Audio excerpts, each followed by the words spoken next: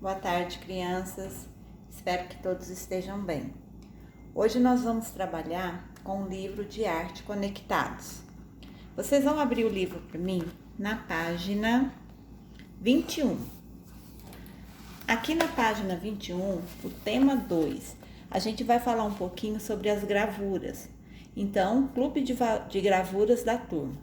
Primeira coisinha que vocês vão fazer é observar a imagem a seguir. Então, vocês observem bastante com o livro de vocês essa imagem que o livro traz. A gente pode perceber que se trata de um parque de diversão. Pode ver aqui que tem uma roda gigante, certo? Tem aqui os cavalinhos do carrossel. Aqui a gente vê alguns trilhos que lembram o quê? Uma montanha russa. Seguindo, parque. O nome dessa obra aqui é Parque. Gravura de Luiz Hermano, de 1984. Água forte e água tinta sobre papel. Então, esse foi o material, que ele usou para fazer essa obra de arte dele. Agora, lendo aqui, presta bastante atenção. Muitos artistas se unem para criar clubes de arte. Você sabia? Ou seja, tem vários artistas que eles reúnem-se em grupo e eles criam o clube de arte. Então, eles vão ter um lugar onde eles vão se reunir, eles produzem as obras de arte dele, eles trocam ideia, trocam informação e ali eles conseguem criar, cada um ao seu estilo, claro, diversas obras de arte. E futuramente, o que eles fazem? Eles vão fazer exposição daquela obra de arte que eles criaram. Seguindo, no Brasil temos clube de gravuras e de fotografia espalhados por vários lugares. Nesses clubes, os artistas compartilham materiais, trocam ideias e aproveitam para criar e fazer exposições coletivas de seus trabalhos. Passando para a página 22, você gostou dessa ideia? Então, olha que interessante, eles se reúnem, eles criam fotografia, eles criam imagens, gravuras e depois eles fazem exposição do trabalho deles. Que tal criar um clube de arte na escola para a turma toda participar? Para criar um clube de gravura, vamos conhecer mais sobre essa linguagem da arte. No momento está impossível, da gente criar um clube de arte lá na nossa escola. Por quê? Porque a gente está afastado por conta da pandemia. Mas ainda assim a gente dá um jeitinho e faz esse trabalho mesmo que em casa. Gravuras. Observe as imagens a seguir. Então veja bem esse daqui, Nós temos aqui uma árvore, temos também um cavalo, um homem montado ao cavalo, algumas plantas aqui ao chão. E o que chama atenção nessa imagem, nessa gravura, é um pássaro, um enorme pássaro, com as penas avermelhadas. Então veja bem, Alexandrino e o Pássaro de Fogo, de Gilvan Samico, de 1962, uma xilogravura impressa sobre papel. Essa aula a gente vai aprender um pouquinho sobre o que é uma xilogravura, tá? Mais para frente, a atividade nossa aí especial da nossa aula, eu vou estar mostrando para vocês como que a gente faz uma xilogravura. Então, nós vamos aprender a técnica da xilogravura. Abaixo aqui, o plantio de girassol de J. Borges, de 2016. Uma xilogravura também. Então, tanto esse aqui em cima, como esse aqui embaixo, foi utilizado a técnica de xilogravura.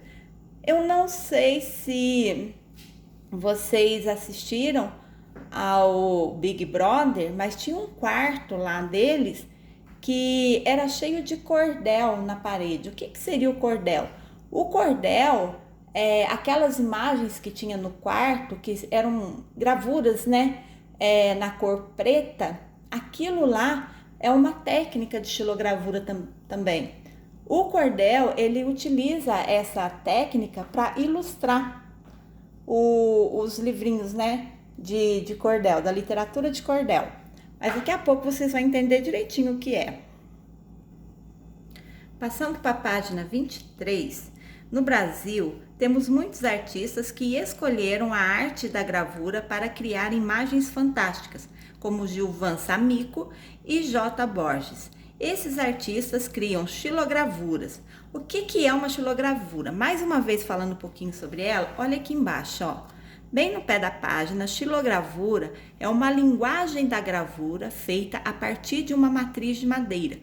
A xilogravura oficial mesmo, criada pelos artistas, como que ela se baseia?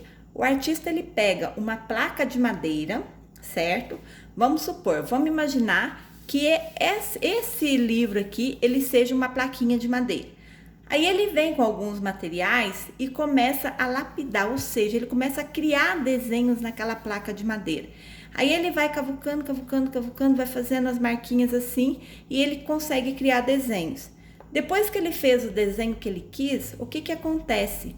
Ele pega a tinta e espalha a tinta, né, sobre aquela placa de madeira onde foi feito o desenho. Depois pega um papel, né, como suporte e é feito como se fosse um carimbo. Ele vira aquela plaquinha de madeira em cima daquele papel e essa madeira, né, esse desenho foi passado uma tinta em cima e ele, né, põe sobre a folha, aperta um pouquinho. Quando ele tira, aquele desenho que ele fez naquela placa de madeira, ela vai ficar, né, exposta lá naquele papel que ele usou como suporte. Então, essa daí é a verdadeira técnica da xilogravura. É lógico que quando, né, eu for passar para vocês, vocês não vão mexer com uma faquinha, não vão mexer com uma placa de madeira, porque isso aí tornaria muito assim difícil e também perigoso para fazer essa atividade. Mas vamos seguir. Seguindo agora, crianças, tem duas atividades aí para vocês responderem no próprio livro. Veja bem, agora pense sobre essa arte e seus artistas e responda. Número 1. As imagens criadas pelos artistas J. Borges e Gilvan Samico são repletas de histórias. Observando essas obras, o que você imagina? Aqui é uma resposta pessoal. Então, vocês vão voltar à página 22, vai observar as duas gravuras, né? A primeira aqui foi criada pelo Gilvan Samico e a de baixo pelo J. Borges. Então, olhando para essas duas imagens, vocês vão relatar para mim pouca coisa. Pode deixar cada linha, né, da pergunta ali para responder sobre cada um dos artistas. Na primeira imagem aqui, o que vocês conseguem descrever, né? O que você imagina sobre a história que seria contada através dessa imagem? Lembrando que o nome da obra, olha, Alexandrino e o Pássaro de Fogo. A segunda aqui, o plantio de girassol. Observando essa gravura, o que vocês imaginam? Que história que está sendo contada? Então, vocês vão responder, né, uma linha aqui para cada uma das respostas, para a primeira imagem, para a segunda imagem, certo? A número 2, como são as linhas e as formas? Há contraste entre as figuras, as cores e os fundos das imagens? O que você nota nessas imagens? O que lhe chama a atenção? Então, mais uma vez, vocês vão observar a primeira imagem, a segunda imagem e vai responder, certo? Ajudando um pouquinho a vocês formularem essa resposta. Veja bem, mais uma vez eu digo que é uma resposta pessoal. Eu vou dar uma ideia aqui, mas de repente vocês podem dar outra. A primeira imagem, né, do Gilvan Samico, ele usa cores narradas, né, na história. A história vai estar contando a história do pássaro de fogo. O fogo, qual a cor que lembra o fogo? O vermelho, o laranja, o amarelo. Então, vocês observam que o pássaro, ele tem a cor avermelhada. Como, né, o vermelho da asa aí do pássaro, como eu já disse, para marcar a cor do fogo. O cavalo está solto no ar para demonstrar o movimento de velocidade pela estrada no momento do encontro. Quando a gente vê a imagem de baixo, deixa eu colocar para vocês verem. Quando a gente vê essa gravura aqui, ó, nós conseguimos observar o quê? Que o artista, o J. Borges, ele utilizou as cores puras. Quais são as cores puras? As cores primárias. O azul, o vermelho e o amarelo. Mas ele tem também o marrom, ele tem também o verde, certo? Então, a primeira coisinha que a gente observa é que esse artista, ele trabalhou com as cores puras. Falando um pouquinho, ó, ele explora, né, as cores puras, que é o azul, vermelho, amarelo, como eu acabei de dizer. E além das cores, né, do verde, do marrom, né, que ele trabalha também nessa imagem dele. E ele relata direitinho aí a natureza e as pessoas da paisagem nordestina. Então, através dessa xilogravura que ele criou, ele está relatando principalmente, né, a paisagem natural e também as pessoas lá do Nordeste, certinho? Aqui ainda na página 23, quem é? Vai estar falando um pouquinho sobre os dois artistas. Então, o primeiro aqui é o Gilvan Samico e o segundo aqui embaixo, vocês podem observar no livro de vocês, é o J. Borges. Gilvan Samico, 1928 a 2013. Então, esse primeiro artista, ele já faleceu, tá? Foi no ano de 2013. Ele nasceu no Recife, capital de Pernambuco. Foi um dos mais importantes artistas da arte da xilogravura no Brasil. Criou imagens fantásticas, repletas de histórias.